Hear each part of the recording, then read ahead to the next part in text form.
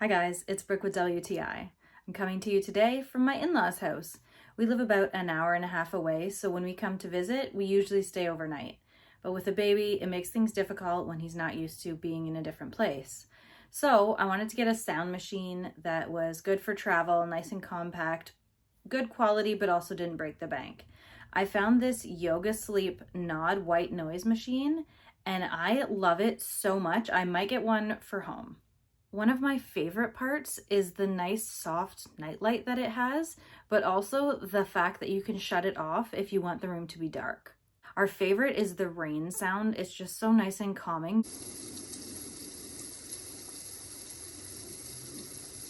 But also you can do lullabies if your baby prefers those.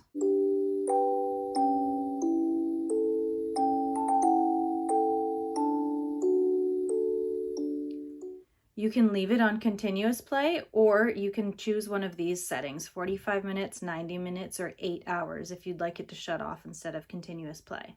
I love that this Yogasleep Nod has a nightlight option, but also that you can turn it off. And there's so many different sounds for you to listen to.